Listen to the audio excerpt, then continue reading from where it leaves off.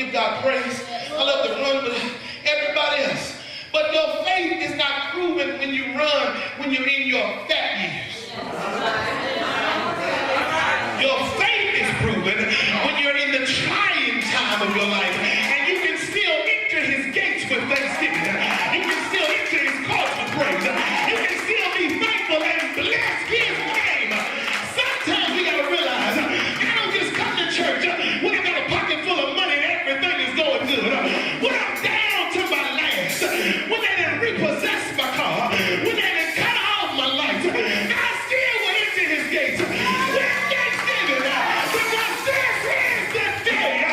They might have took everything else, but they can't take God. Get somebody praise the Lord.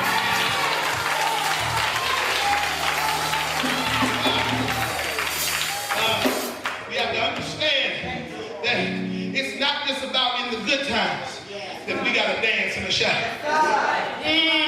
I'm telling you right now, you don't know how much you put the devil back in hell when you can come in here and give God praise. When you know everything can let you down except for God. We have to understand that the reason why we're going through these trials in our life, y'all get with me, we're ready to get out of here. The reason why we're going through these trials in our life is so we can get our focus back to God. Some of us, our focus was on our job, so he had to allow the job to lay you off. Some of you, your focus was on your spouse, so he had to allow that spouse to do you wrong, to treat you wrong. Some of us, our focus was on our children, so our children went their own little way. Some of us, our focus was on the best sports team we thought we knew, but God had to let that thing go. And we have to understand, if we get our focus back to the cross and back to Jesus, who was the one that died for us, who was the one that saved us, who was the one that set us free. Oh God, I have the Spirit of the Lord saying that he who the Son sets free is free indeed. Oh God, even when I don't have no money, I'm still free. Even when I don't have no friends, I'm still free. Even when I don't have nobody to talk to, I'm learning to have a little talk with Jesus. And he will make everything all right. Clap your hands.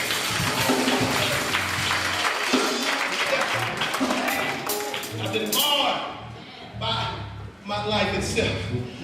There were some things that we were born into. The Bible says it like this. We were born in sin, shaped in iniquity. We think simply because I decided to serve God that all the things in my past are gone.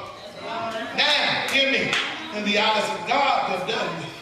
He said he would cast them in the sea of forgetfulness. But that doesn't mean that I forgot. We can stay right there all night. There's some things that we did that didn't nobody else do, but we did. And at the most inopportune times, that's when the devil wants to remind you of your past. But I'm here to tell somebody else, even though I've been marred, God said he still can make me over. He still can make me into what he wants me to be. It doesn't matter what's going on in your life. Somebody else may have said that you can't make it, but I hear the Lord say that you can make it. I hear the Lord say that there is no weapon that's formed against you that shall prosper. And every tongue that rises up against you, somebody need to be shouting right there. There's some people that's been talking about you. There's some people that's been lying on you. But I'm so glad that even though you lied on me, God still said that I'm the head. I'm not the tail. He said I'm still the lender.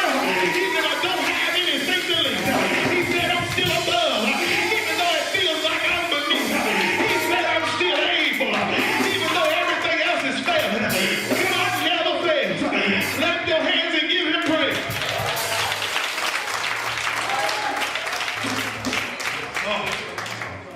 Oh, by my life. It says, you getting out of here. At what instant I shall speak concerning the kingdom to pluck up, to pull down. The Bible says in verse 6, O house of Israel, cannot I do with you as this potter. There are some things that we have to realize when we get up out of here now.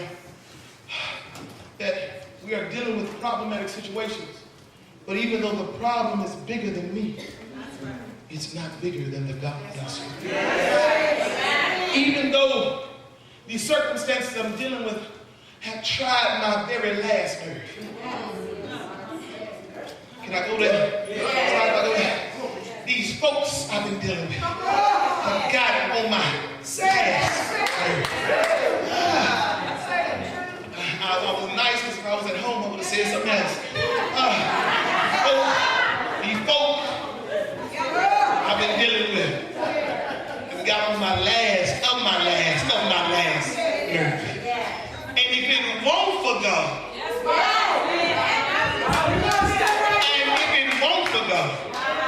not only would I tell them what I thought about them, I would tell them in a way so they wouldn't speak to me no more.